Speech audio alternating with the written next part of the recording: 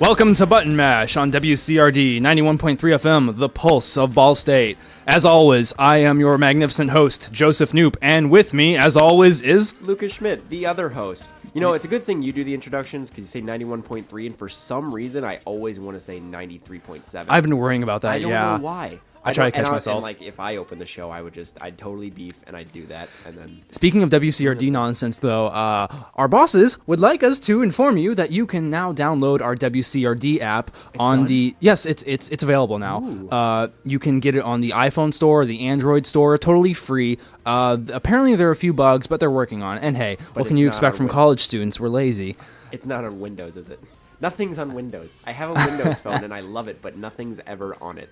It's so terrible. Well, okay, it's got plenty of stuff. I can't say it's terrible. Who am I to complain? This thing has more computing power than, like, NASA did when they put a man on the moon. And I'm like, I hate my phone. I can't get a Wi-Fi signal. I need Can't connect to the world. Privileged piece of crap. Okay, let's talk about video games. Gaming news stuff. First on the agenda, we have the very first Steam Machine prototype pictures have been published. Valve... We'll show you them now. You can't. Radio. Did you like that? Yeah, look at it. Oh, it's beautiful. It's magnificent. Yeah, they have shown them to, and they're going to be bringing to like 300 beta testers, apparently. Yeah, and while you guys can't see them or see it, they've only shown one.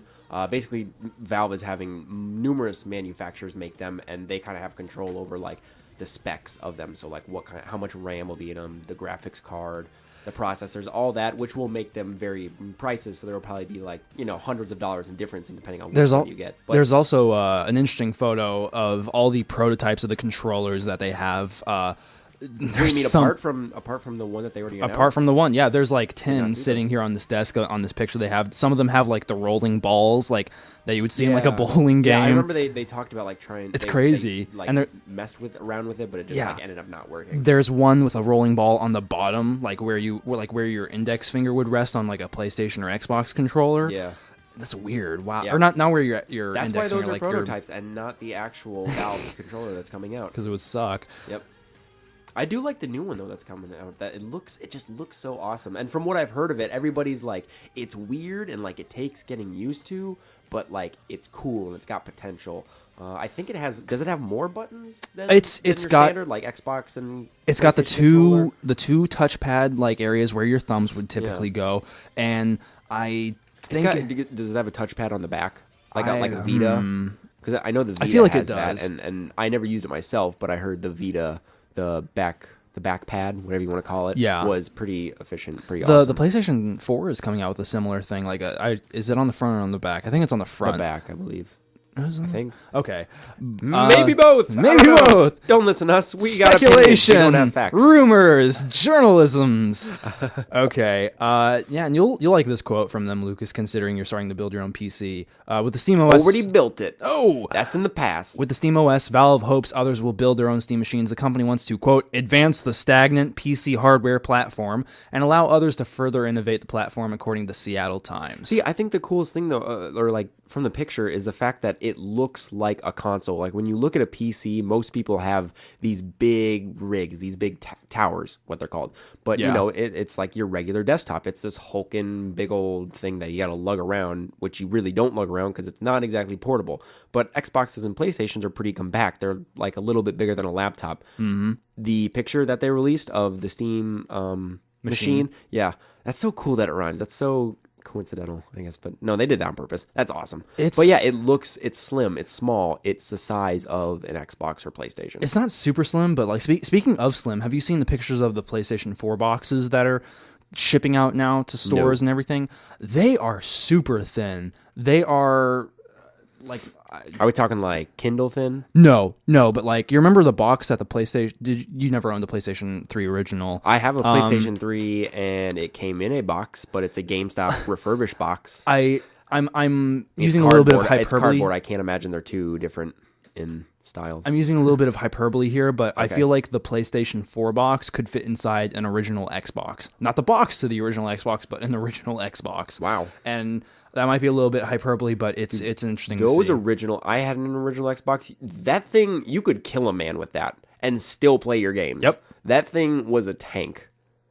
And I loved it. Unfortunately Man, for I the loved it. Xbox 360. And so were the original controllers. Did you ever see those or use them? the like massive hulking things. I was 9. I was 9 was when those probably came 9 out. too, yeah. Okay, I had to adjust my entire hand like around. It was almost as though I was playing with like a crystal ball, and like I had to go from one side to the other to push different buttons. And I mean, I loved tell it, me. but yeah. Tell me how to shoot those But Nazis. it was just like enormous. It was ridiculously big. So, speaking of SteamOS stuff, along with the pictures that they've come out with, SteamOS has announced that they're not going to have any exclusive games, which is It's kind of surprising because I mean, all you have to do is like say it's coming with Half-Life 3, and I feel like the internet would just spontaneously combust and just it would sell like hotcakes. Valve's Greg Coomer.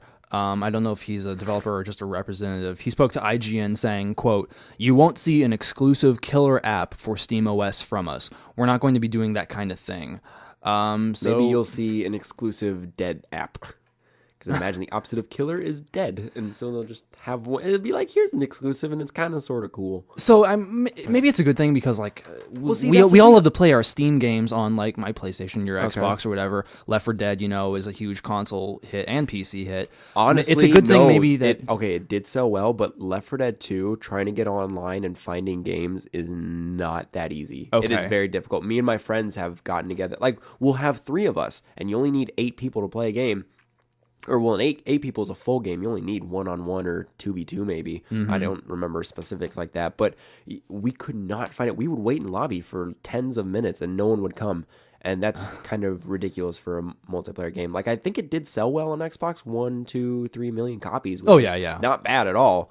But, yeah, but the community on PC is very prolific. But it's weird that they wouldn't have a killer app because I don't know what's going to be like the enormous selling point for the console, or at least what's going to be the big selling point for those who don't already like know PC stuff. And because I'd imagine they're trying to get people to switch from the console they already have to that. Because if you look at like the original Xbox, that thing would have flopped if it wasn't for Halo 1. For Halo. Here's what I think. Maybe it's not so much the fact that you have a killer game like a Skyrim or a Half-Life 3 or anything like that. But with the SteamOS, can we assume that there will be an active modding community like available on this thing? Because imagine like the difference. They already said that people could mess around with the hardware. The difference between Skyrim on the consoles versus when you install a couple mods on a good PC is astonishing. And if I'm paying like the same amount for this box plus this game, like, I'm paying $400 for the console, I'm paying $50-$60 for the game, I want the one that looks the best. I want the one that looks the prettiest. I want the one that plays the prettiest. If I'm going to get that through these free mods, why wouldn't I buy a SteamOS or Steam Machine? Because when you look at consoles compared to PCs, PC has a lot more free stuff. Yep. It's definitely more. Okay, so basically you pay more money for the hardware, but you pay significantly less for the software. When you break it down the numbers, that's just how it is. Because when you want to release DLC on a PlayStation or Xbox, basically Microsoft is like, and Sony, they're like, look, you got to pay us for this. And it's a big, and even just to do patches too. Even patches take a while, but Steam, it's like no hoops, and then freaking Microsoft and Sony, it's like you got to go through this whole circus of flaming hoops, and then you can give your customers their stuff. Coomer added, quote, "We believe that in maybe 5 years from now, folks will find it a quite antiquated notion that you should assume that when you change devices or platforms that you lose all your other games and friends." I like that sentiment, that I won't have to worry, like, are my friends buying Battlefield 4 or Call of Duty, God help me, on some different console? There might come a game, where I like to play the multiplayer. One day. Sorry. And that's a good thing to have. I've been on Steam, and it's easy to connect with other friends who happen to use the service. Oh yeah, very easy. Awesome. And it's free. Totally free. Because Sony doesn't have that draw anymore. They are not free. For those of you who didn't know, I'm surprised a lot of people really don't know. I've talked to lots of people who don't keep up on it's been all a these low-key news stories. It was. Weirdly enough, because you'd think like that would affect how much we all gush over like the Sony these conference. consoles. They were just like, it's $100 cheaper. It's got this. It's got that. It's got those. It's got doodads. Also, and you're paying switches for and knobs. online. Yeah, and then they just kind of like it's like the radio announcer who talks really fast at the end and like AA batteries not included, and it runs on like 40 AA batteries, and the thing ends up not being worth the purchase. All right, next on the agenda, smaller news story in my opinion, but still pretty significant. Blockbuster, the synonymous with renting stuff, games, movies. Did they ever do anything other than games and movies? Like probably Popcorn, ice cream. They all I do mean, that. I was always begging for that from my mom when I was a kid. Yeah, Blockbuster is closing its doors, and its mail service, similar to Netflix, will be ending mid-December. They're going to close the 300 remaining retail Blockbuster outlets in the U.S. and the company distribution centers. That 300 sounds like a lot, but when you're thinking the U.S. and That's several in each state. yeah, that's still, they've been on decline for years. Yeah. Well, they didn't as long as embrace I the can remember. digital. Nope. The digital thing, or even not they're- even necessarily digital, but also just They the screwed way in over which customers. people consume now. Everybody goes to Redbox and they want these really cheap purchases, and then Blockbuster's like, give us $8 for a game and you can have it for 5 days. Yeah, and then Family Redbox, Video does the and then- same thing here in the Midwest. Is it $8? $7 for 5 days. Really? Yeah, and Well, they can and go if you're late, they fine you like an additional $7 or something like that. At I least just from opened where, up an account there. It's pretty awesome. It's like 50 cents a rental for my first month. So That's how they get you. I've just been like movies, and then as soon as that month's over, I'm just be like, eh. Blockbuster filed for Chapter 11 bankruptcy protection in 2010 and was acquired by Dish in 2011, but still with Netflix on the rise and continuing to be And on the Hulu rise. now has gotten really big. Yeah, they're gone. Dish president and CEO Joseph P. Clayton said in a statement, "This is not an easy decision, yet consumer demand is clearly moving to digital distribution of video entertainment. Glad you realized that only 5 years late." Yeah, see, they had the brand. Like, establishing a brand is so essential to a business. If they had just converted to digital effectively, they would have been the Netflix or the Hulu or the Netflix and Hulu of now. And just some of their customer service practices, like all these rental stores, including Family Video here in the Midwest, do it. They charge out the butt for some of their titles. Like, you want a Blu-ray for a night? That's $3 for a night. And I don't want to pay that. That's why I kind of have boycotted Family Video and, well, whatever remaining Blockbusters are now. I have a coupon for one free rental. I'll use it, but I will never step foot in that place again unless they send me another one. Yeah, I mean, yeah, their games and their selection is pretty limited, I guess. It's just not that great. We're just moving away from it. Everything's gonna go digital eventually. Like the hard drives and stuff for the new consoles are like 500 gigabytes, and everybody's like, "Oh, that's pretty big." And it's like, well, With them 50 gig installs, for Killzone and COD and at least the PS4. I haven't heard anything on Xbox One games. Are they anywhere that near in size? I haven't heard anything either, but I'm sure after I would be the surprised. backlash, they don't want to talk about it. Next on the agenda, there's been a charity recently called Extra Life. I believe they're in their 3rd or 4th year of operation. What they do is they people sign up to play games for like a 24-hour continuous stretch, and friends, family, or just fans of them will pledge money, and they'll stream their content live, so you can watch them play all these interesting, cool games. They had their website up and running for a short while, but a unknown assailant committed a DDoS attack against their data center, their servers. What that means is someone pushed enough fake traffic, enough robotic, lifeless traffic to the sites, to the company's like server, that the website just crashed. It couldn't handle it, thereby blocking everyone from getting onto it. Disrupting the streams and everything. Right. And this is a charity for children in hospitals. Not the children. Not the children. In the hospitals? Oh. So yeah, Jeremy. So wait, why was it flooded with so much traffic? You said robotics, so it wasn't actually No, people. it was someone. Some douche who was just like, kids are getting there. That's really? it. It's someone who a DDoS attack is common and easy. I hate to use them as an example, but was it Anonymous? Okay. Anonymous has done DDoS attacks against like the Westboro Baptist Church before, Right. and a bunch of other sites that are questionable. And however you feel about Anonymous, I personally don't care for them, but it's essentially just sending too much traffic. It's typically fake because you don't obviously have 6 million people to throw at someone, and that disrupts the website. That just takes it all down. But People suck. Jeremy Doc Adams, the organizer of the entire thing since its inception, released a statement. As frustrating as this is, or quote, as frustrating as this is for everyone involved, it pales in comparison to what the kids we're trying to save go through. That reality for me personally is about the only thing keeping me somewhat calm right now. I am very angry and very sorry. You deserve better than this. The kids deserve better than this. Extra Life has given us a lot of us some of the happiest moments in our lives. This is not one of them. But they eventually did get the site back up. I checked it out. I was there for when the site was down, and a couple hours later they had it back up. A couple of people missed out on their chance at like streaming their content to people. Probably didn't get as much money as the people who were present and available. But yep, they raised. Let me see, how much did they raise? Extralife.org. Not as much as they could have. Not as much as they could have, which is sad. That guy or those guys. Or $3.8 million they got. Hey, which is great. That is pretty great. So with that good news, let's take a quick break. We'll play a little song for you, and we'll be back with I Love the Last Gen. Yeah, and other various topics.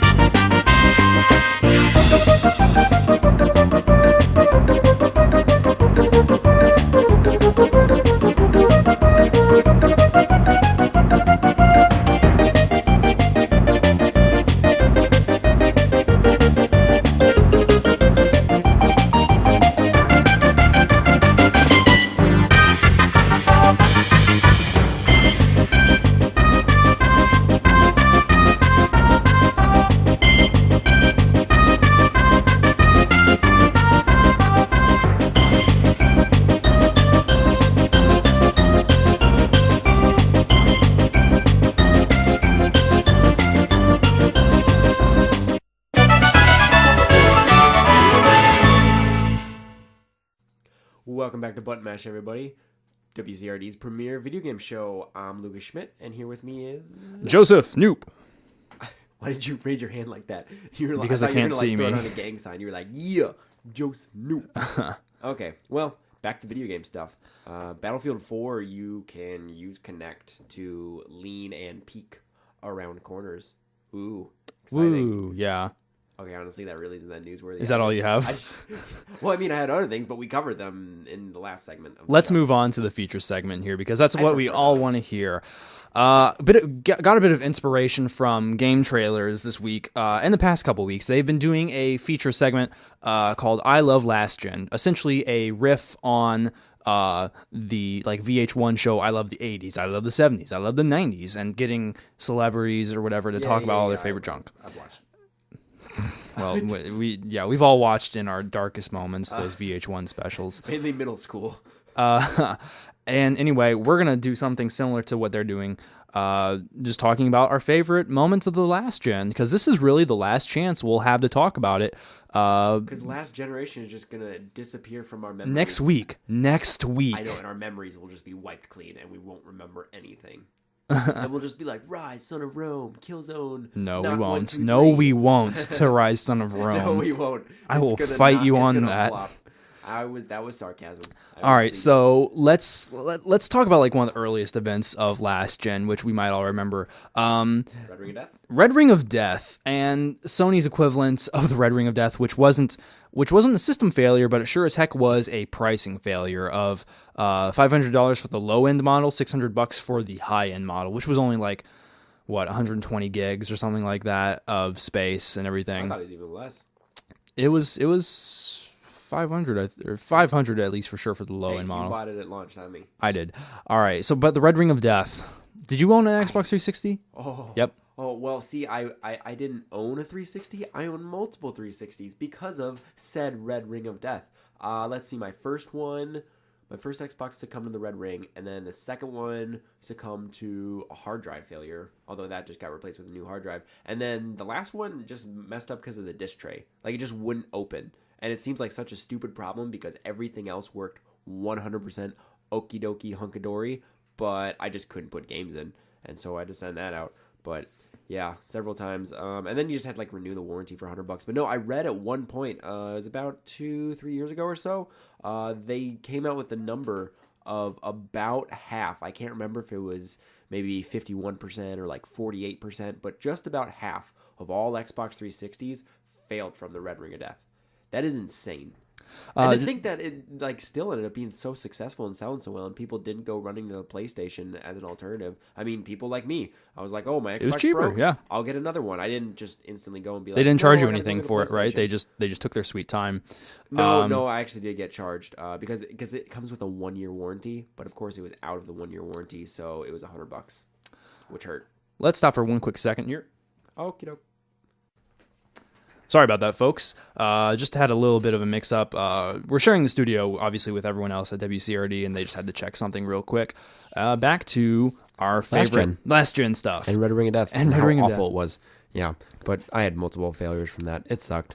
So did you ever camp out for your consoles, or did you just... No? No, I bought mine at, like, Costco or something.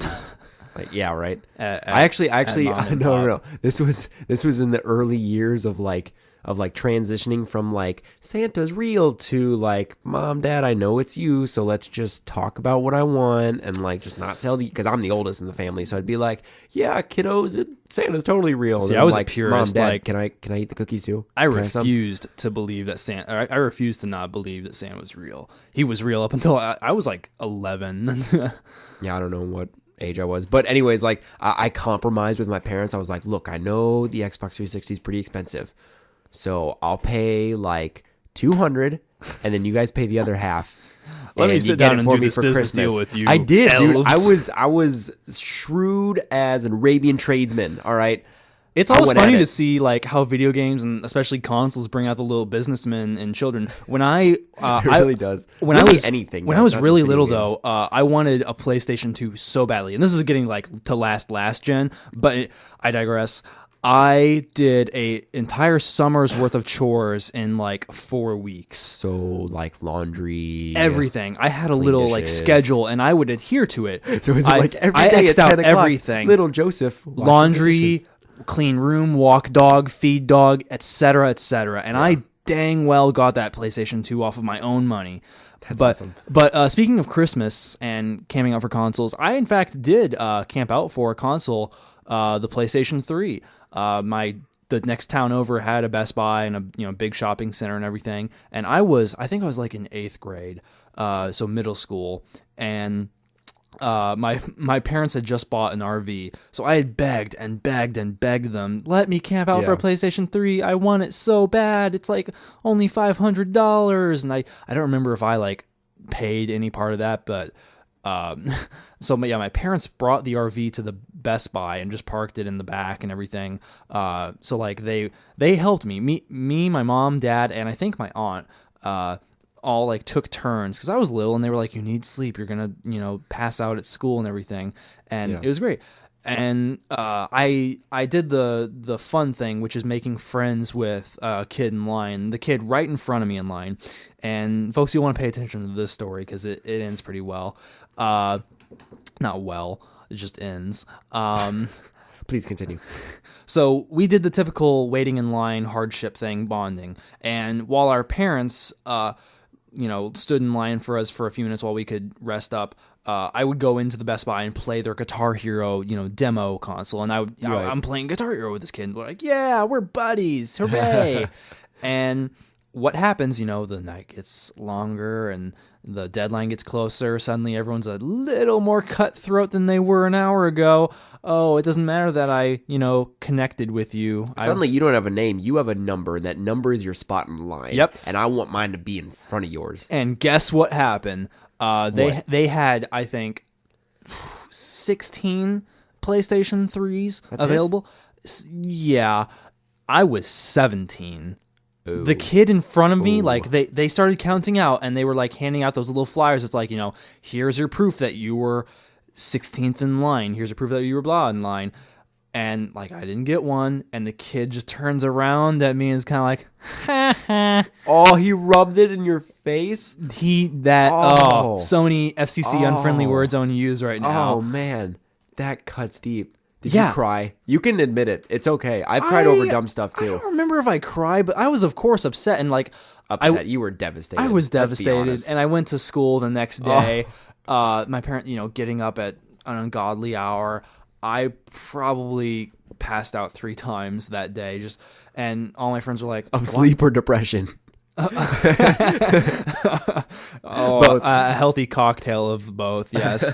But yeah, and so what happened was, I moped for an entire month, and I really wanted Resistance Fall of Man by the people who did Ratchet and Clank, Insomniac, and I in fact did get Resistance Fall of Man. My grandma had bought it for me. She's like, here's Joe, got this game for you. I know you don't have the console, but I got it for you anyway, just so you have it when you do get it. I'm like, oh, thanks, Grandma. Hey, Grandma, I'll just sit on it and keep it warm until my PlayStation I was a good child.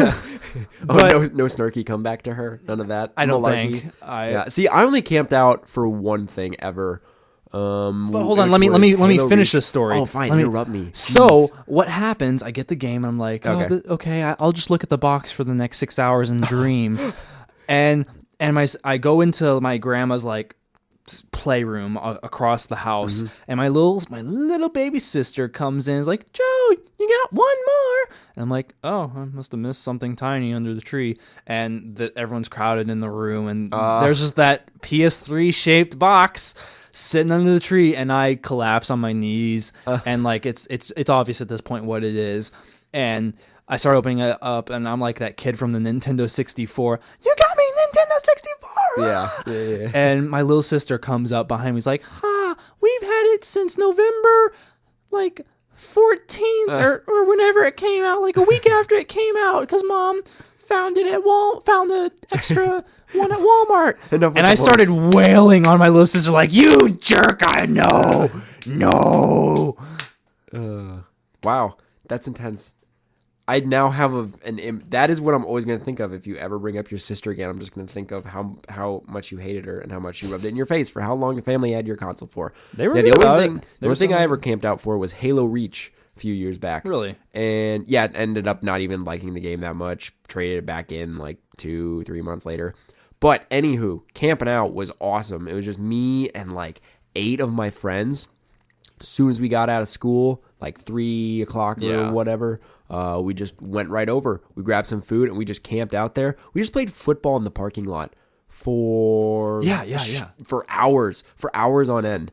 And I remember the people who camped in front of us were kind of douchey and were like talking crap to us because a couple of the friends I brought with me were very competitive. Like they went to a couple MLG tournaments. They didn't do too hot, but like the fact that they even went to them and like were able to advance like a little bit says something. They were also like two of them. It was mainly they were number 1 in doubles on Halo 3 on gamebattles.com, which is like what MLG uses for for like non-in-person competitive matchmaking. But they were number 1 in doubles for a while, which was pretty impressive, and they kicked butt. But anyways, they were like talking crap to us, like, "Oh, you guys aren't even that good." And they were like, "Ooh, like I play Halo Wars, like I'm so good." That's like, what? That's an RTS. This is a shooter. Yeah. It's completely different. Yeah. But it was just funny. We just didn't care. We just played football for hours and ate Culvers and then ended up getting them and running. Like everybody ran to their cars and went back to my house because my parents let me use our house. We had a big enough basement for all of us.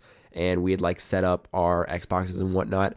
And my one friend had stuck his outlet or his plugins, like for his whatever they're called, the male end for like the Xbox to plug it in cords? for electricity. No, the power electrical cord, whatever. No, thick. Don't even make fun of me for that. Okay. Anyways, he did that for his TV and Xbox, but he did it into one that like already had just way too many in it.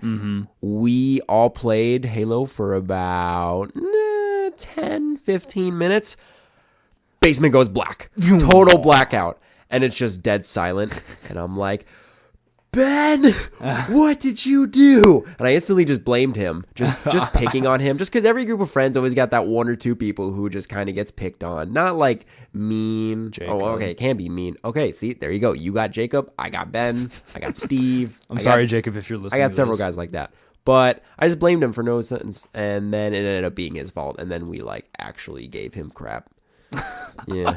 Throw him to the wolves.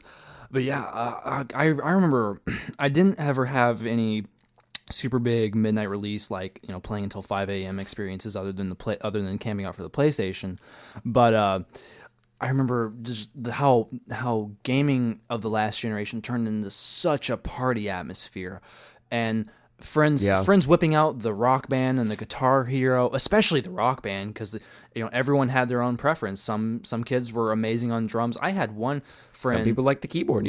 What up? I had one friend who. Okay, actually, I've never seen anyone play the Rock Band keyboard. No, I don't even know where you could get that anymore. But yeah, I had one friend who won every single Guitar Hero competition he ever went to. Man. And across like Illinois and Indiana and Iowa and everything like that, and it was crazy. And I loved that because it was sudden validation of video games are what we do now. They're not. Yeah, it's a social medium. Yeah, they're not in your basement. You're not in a dark room typically anymore. There are plenty of experiences like that still, but just being able to play with like all my friends, including girls, who were like, "Yeah, let's play Rock Band. I love Guitar Hero. I'm good at it and everything." And I love how you added including girls, but no, I totally do. Well, that was the mentality. This is a stereotype. Oh my god, girls don't play games. These girls play games. They're suddenly so much cuter, bro. I was that. I would. Well, unfortunately, I don't know. I mean, it definitely helps, I guess. Yeah, but so speaking of like party game stuff, what about like Wii games and how the Wii like just totally transcended? I didn't party game with Wii at all. My party games were, but like the effect of the Wii though, like we all know the history of it. Yeah, and how it was originally named the Revolution, and I thought that was an awesome name. Like it sold like it was a revolution. Yeah, it certainly did. But then the name Wii came out, and suddenly it's a bunch of phallic jokes. Yeah, Wii U. Now they've got that going, and I remember like they need it too. God, what did that thing sell? Like 25,000 units. It was dismal. Gross. The Wii, yeah, the Wii U. But yeah, what were some of your favorite games of the last gen?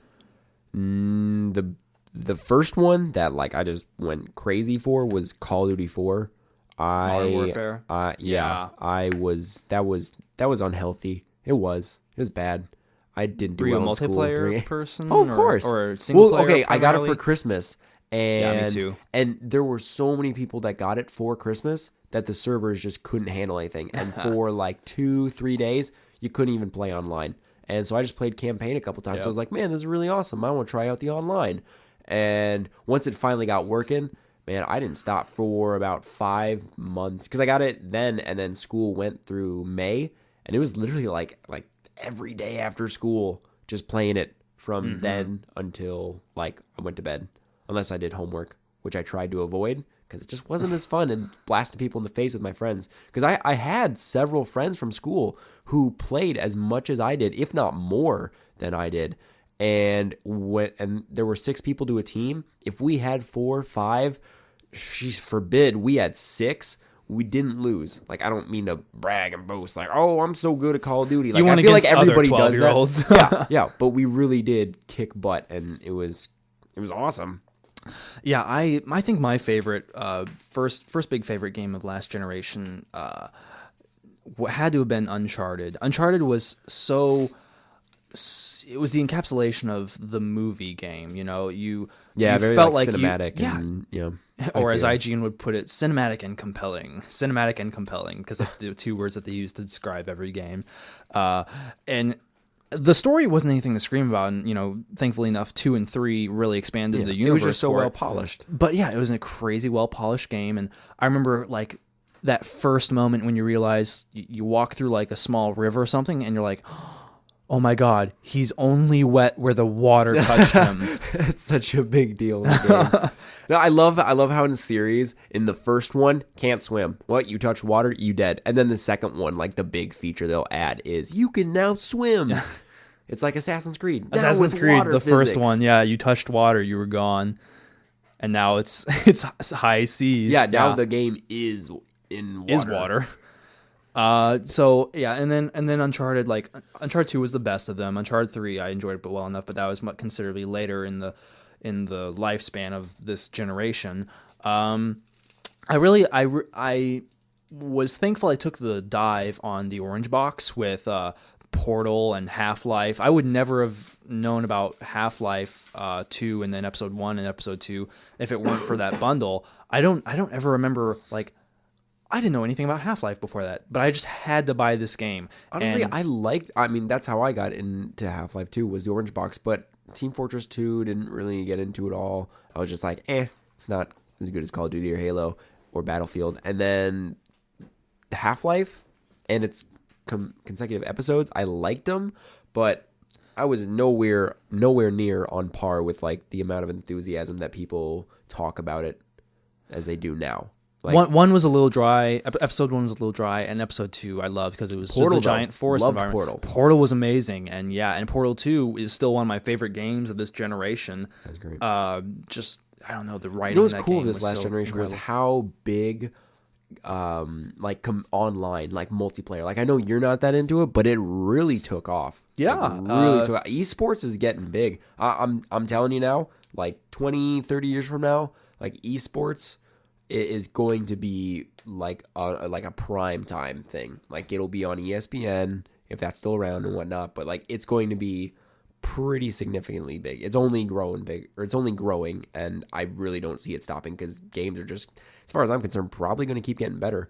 I love the fact that along with the emergence of party games and everything like that, Major League Gaming is becoming so much more of a household thing. You do get to play more not competitively but cooperatively with people. Journey, it's more of a social experience. The game Journey by that game company was so amazing because they figured out a way to enforce and encourage cooperation through something like that. You don't voice chat speak with the person at all. More games need to figure out how to do that because like Battlefield will be like emphasize like teamwork and stuff. Yep. But you'll go into a game, nobody has their mic in. Nobody at all except for that guy with the baby or the guy who's eating Cheetos, like or the racist 12-year-old. He's like feeding them into his mic. Yeah, or the racist, homophobic, screaming at his mom, 12-year-old. For more chocolate milk. Yeah, exactly. And yeah, it's just, or the good thing though I do like about Battlefield, they do have, you can browse the servers and there are mic only servers and you'll get in and it'll be mic only people, and for the most part they are people with the same mentality as you who like, hey, let's like work together and like do good and win. And so with that that conclude the show? let's do this. We have the studio to ourselves. We've hit the time limit for our actual on-air time. Let's do an extra segment that we'll post to our YouTube channel. You can find us. Lucas, tell them where they can find us. You can find us on Facebook, Twitter, and YouTube. All three of them are the name of the social media site, hashtags are too prevalent, /ButtonMashBSU. So that's facebook.com/ButtonMashBSU, and then same thing with Twitter and YouTube. ButtonMashBSU, yep, and we changed our YouTube URL today. We finally we figured out technology. Yeah, we did. YouTube is where we upload all of our audio segments, so if you don't listen to us on Friday nights at 8, you can't hear us or whatever, go to that. We post everything up on there. Also, download the WCRD app. It's totally of free. Go out and push that. You can also listen to us on TuneIn at the appropriate times. Yeah, and I am Joseph Noop. And I am Joseph Noop. What? No, I'm Lucas. There can be only one. We'll settle this like men. All right. Have a good weekend, everybody.